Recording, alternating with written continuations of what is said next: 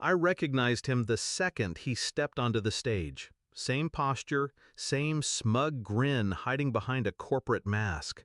A face I once traced in the dark with trembling fingers, now stretched across a billboard-sized PowerPoint labeled Building a Legacy. He didn't see me. Why would he? I wasn't supposed to be in the crowd. I wasn't supposed to exist.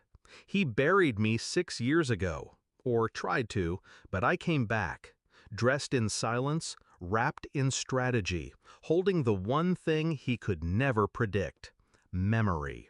And this time, I didn't come to beg. I came to collect. He left on a Wednesday. No warning, no goodbye. Just a note on the bathroom mirror smeared with steam and excuses.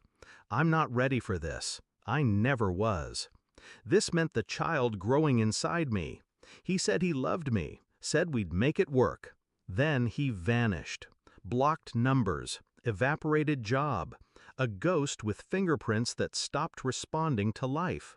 I broke alone, bled alone, rebuilt from ash. And every time I looked into my daughter's eyes, I saw his jawline, cut sharp like betrayal. He became a story I edited out of the chapters I read to her at night. Until last week. Until the Tech Summit brochure landed on my desk with his name scrawled across the headline like a slap. Logan Ashford, CEO, father, fraud. I didn't tell anyone who he was. I booked the seat, signed the press badge, and watched from the second row like a stranger who could ruin him. He bragged about sustainability, mentorship, family values. I smiled. I already had what I needed. A friend in HR ran his employee file. I found his new address, his board contacts, his upcoming PR campaign with a family-centered bank. And beneath all that, his sealed court file, a paternity case. Dismissed because he never showed up to court. He knew. He knew. I ran the DNA match myself using one of those ancestry kits. Had our daughter's results uploaded from a sample I collected while brushing her hair. 1 week later, the results came in. 99.9% match. Logan Ashford, biological father. And I hadn't even played my first move. The next morning, I waited outside the green room before his keynote. He walked out, phone in hand, barking at someone. Then he froze. Our eyes met, and I saw it, the stutter in his soul. He opened his mouth. I held up the manila envelope, the one with the DNA results, a copy of the court file, and a photo of him holding me from 6 years ago, his hand curled around my pregnant stomach. He didn't speak.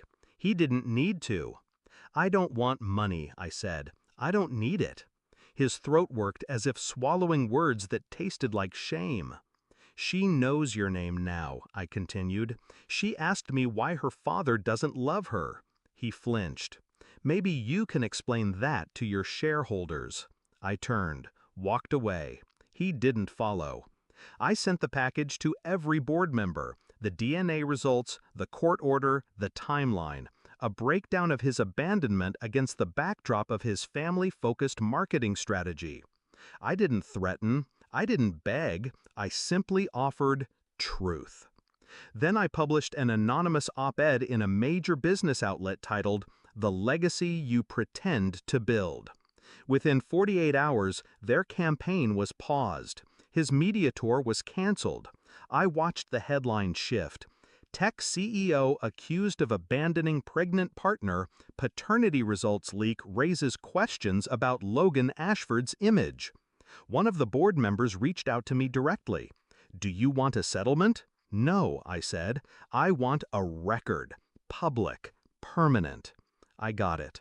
His statement to the press was dry, vague, apologetic in that sterile way men like him think counts as accountability. But it wasn't for him.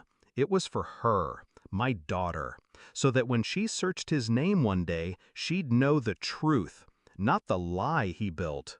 He emailed me once. Subject line, "I'm sorry." I didn't open it. Whatever he had to say was 6 years too late, and my silence would echo louder than anything his words could pretend to fix. Sometimes revenge isn't fire, it's ice. Slow, controlled, surgical. It doesn't scream, it waits. And when it strikes, it leaves no room for denial, only consequence. I didn't destroy him, I revealed him, and that was enough. Because in the end, he taught me how to disappear, but I taught him how it feels when the past finally comes back and stares you straight in the face.